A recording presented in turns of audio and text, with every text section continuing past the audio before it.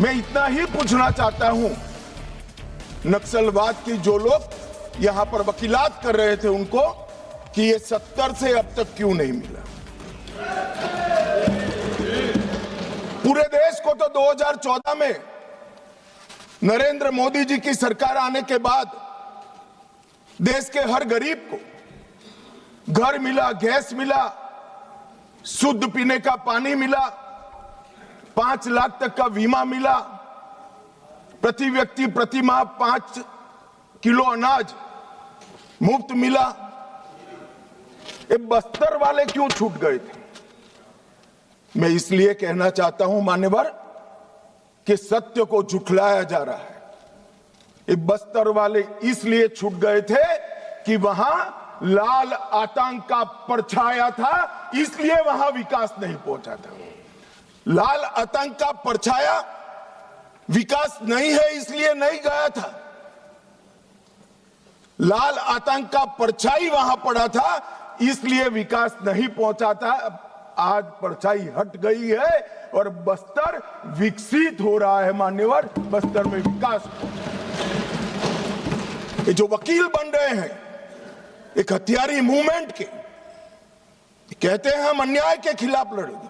संविधान को मानोगे या नहीं मानोगे? किसी को भी अन्याय होता है, इसका उपाय हमारे संविधान के अंदर निहित है। अदालतें बनी है, विधानसभाएं बनी है, जिला पंचायतें बनी है, तहसील पंचायतें बनी है। ये पूरी व्यवस्था को नकार कर हाथ में हथियार उठा लोगे, ऐसा कैसे चलेगा? और जस्टिफाई जो करे उनको मैं कहना चाहता हूं, वो समय चला गया। ये नरेंद्र मोदी की सरकार है, जो हथियार उठाएगा उसको हिसाब चुकाएगा। इस तरह से नहीं चलेगा। सरकार संवेदनशील है, सभी समस्याओं को सुनना चाहती है, निराकरण भी चाहती है। यही संसद ने ढेर सारी योजनाएं बनाई है, मगर इसका इंप्लीमेंटेशन भी आप नहीं करने दोगे, क्योंकि आपकी आइडियोलॉजी और आपका अवैध शासन वहां पर चलता रहे।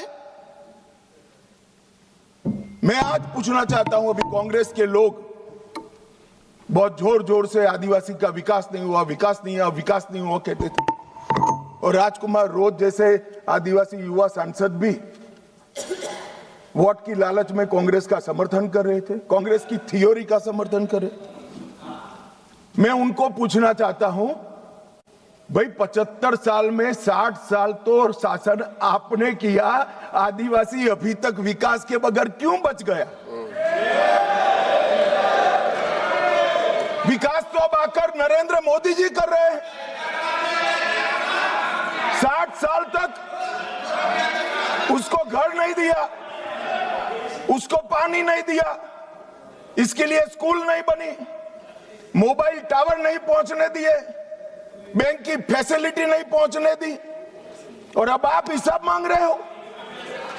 अरे भाई, जग थोड़ा तो अपने गिरेबान में झांक कर देखो कि दोषी कौन है। मान्यवर, मैं पूरा बताऊंगा। मान्यवर, 12 राज्य, छत्तीसगढ़, तेलंगाना, आंध्र प्रदेश, ओडिशा, महाराष्ट्र, मध्य प्रदेश, झारखंड, बिहार, बंगाल, केरल, कर्नाटक का कुछ हिस्सा और उत्तर प्रदेश के 3 जिले, ये पूरा रेड कॉरिडोर बनाकर, और वहां कानून का शासन समाप्त कर दिया। 12 करोड़ लोग गरीबी के अंदर सालों तक जीते रहे, किसी ने चिंता नहीं की। हजारों युवाओं की मृत्यु हुई। एक एनजीओ की अगर मान ले तो इधर और साइड से 20,000 युवा मारे गए। कई पूरा जीवन दिव्यांग बन गए, अपाहिज बन गए, नर्क का जीवन जी रहे हैं, और उनके तक विकास भी नहीं पहुंचा। मान्यवर, कौन जिम्मेदार है इसके लिए?